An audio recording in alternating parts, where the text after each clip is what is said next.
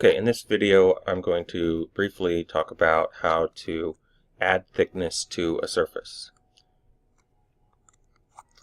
So let's assume that you're starting with a surface such as this one that has been distorted in various ways. There are a couple options for adding thickness to this surface. You could just copy the surface and offset it like so, and then you could generate sides to this, but that's going to be a little tedious, and there's a quick shortcut for that. So I'm going to undo that, and that shortcut is simply the Extrude Surface command. So if we use that command, Extrude Surf, it's going to ask me which surface to extrude, and when I hit enter for that, it's going to allow me to dynamically choose a distance, or I can actually type in a distance to extrude. And then there's also some other options here in terms of which direction, whether you're extruding in both sides rather. So if I turn this on, you can see it's extruding in both directions.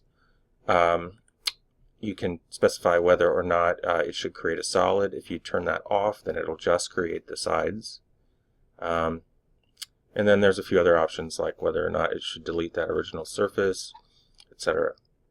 So I'm going to create a solid because that's going to be a good way to model the actual thickness, and it's going to preserve a closed volume if for some reason, or if I was working towards, say, a 3D print.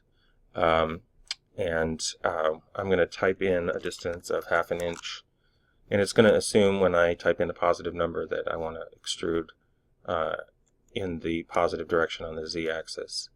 So when I hit enter, I get a solid. You can say it's a closed polysurface, and it has a thickness now. Now that's not the only option. This will give you sides to your surface that are vertical, which may or may not be what you want for a given project. Another option that you can use, if I undo this, is actually the offset surface command. And when I use that, it behaves a little bit differently. And you can see what it's showing me here when I type in that offset surface command.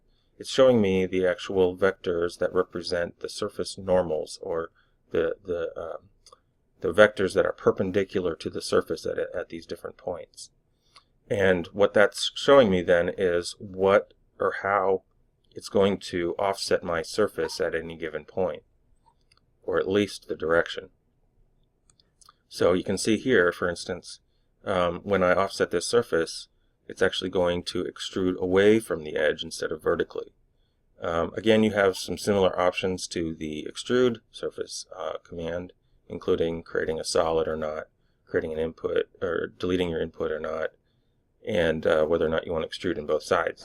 You can also tell it to flip these normals so that you can extrude offset in the other direction. When I click this, it flips those normal vectors to the other direction.